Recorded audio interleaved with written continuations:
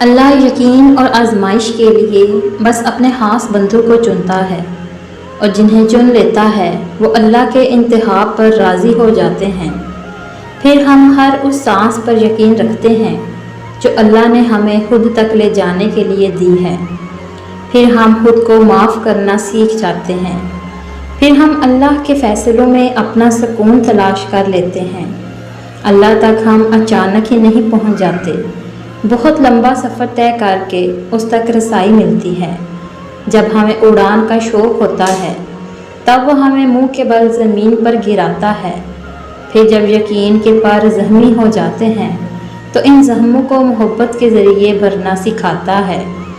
کبھی اپنی رضا سے آزماتا ہے اور کبھی ہمیں رضا عطا کر کے اپنی طرف لاتا ہے۔ وہ ہم سب کو مختلف ذرائعوں سے پرکھتا ہے، آہستہ آہستہ ہمیں اپنی طرف کھینچتا ہے، پروں کو نئی پرواز سکھاتا ہے، پھر ایسی اڑان سے نوازتا ہے کہ سارا زمانہ دیکھتا رہ جاتا ہے۔ اس کے جواب میں بھی حکمت ہوتی ہے اور اس کی خاموشی میں بھی۔ تم سنا کرو دل لگا کر جو وہ تمہیں بتاتا ہے۔ جو تم نہیں کر سکتے اسے اپنی نہیں اپنے اللہ کی طاقت سے دیکھو، تو بتاؤ پھر بھلا ایسا کیا ہے جو وہ نہیں کر سکتا؟ بتاؤ ایسا کیا ہے جو نہیں ہو سکتا؟ وہ حکم دے تو دو جہاں ریزہ ریزہ ہو جائیں، پر وہ جو تھام لے تو بتاؤ ہے کوئی جو تمہیں گرا سکے؟ اس سے بھی زیادہ محبت کوئی تم سے کر سکتا ہے؟ اس سے زیادہ بے غرض کوئی تمہیں چاہ سکتا ہے؟ اس کی محبت تو تم سے اتنی خالص ہے کہ وہ تمہاری دعاؤں کے لیے مقدر بھی موڑ سکتا ہے، پر تم مانگ کر تو دیکھو۔ اس کی محبت کی انتہا ہی یہ ہے کہ اس نے سارے جہاں کو ہمارے لیے بنایا، اور ہم نے پھر بھی اسے چھوڑ کر یہ جہاں ہی چاہا، تب بھی اس نے ہمیں رد نہیں کیا، پھر بھی اس نے خالی ہاتھ نہیں لٹایا۔ وہ معجزوں کو تب تمہاری طرف روانہ کرتا ہے جب تم اپنی آنکھوں سے ناممکن دیکھ کر بھی صرف اس لیے اس سے مانگتے ہو کہ اس کی دسترس سے باہر تو کچھ نہیں۔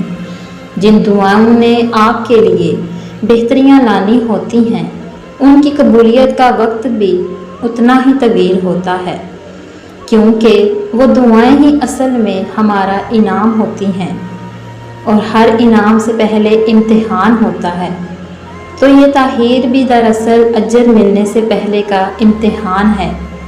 تبھی تو اللہ نے اب تک وہ چاہتیں بھولنے ہی نہیں دی۔ جب دینے والا مایوس نہیں ہونے دے رہا تو ہم نے بھی مانگنا نہیں چھوڑنا۔ وہ فیض معجزوں کا ہوتا ہے جب اللہ انتظار بڑھا کر بھی ہمارا یقین کم نہیں ہونے دیتا۔ جن دعاؤں کو اللہ ہمارے دل میں زندہ رکھتا ہے نا، وہ دعائیں ہمارے لیے ہی ہوتی ہیں، اس لیے انہیں مانگ کر دل کو اطمینان رہتا ہے۔ تو بس ہمیں توکل رکھنا ہے، اس بات کا توکل کہ جس نے جستجو کی لگن عطا کی ہے وہی قبول بھی کرے گا۔ ہمیں اپنی دعاؤں سے پیچھے نہیں ہٹنا، ہمیں اللہ کو مناتے رہنا ہے۔ جب رابطہ عرش کے مالک سے ہے پھر خود کو مایوس نہیں کیا کرتے، اس سے جب مرضی بات کر لیا کرتے ہیں۔ جب اسے ہمت مانگی جائے، اس سے صبر مانگا جائے، وہ جانتا ہے میرا بندہ مانگ رہا ہے، مجھ سے میرے علاوہ اور کون دے گا؟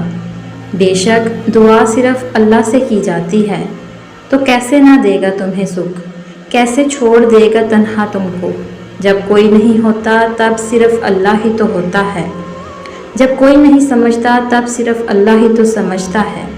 وہ رگ رگ سے واقف ہے، نہ بھی بتاؤ تو وہ سارے حال خوب جانتا ہے، اور جب امید اللہ سے لگی ہو تو ٹوٹنے کا کوئی امکان نہیں ہوتا۔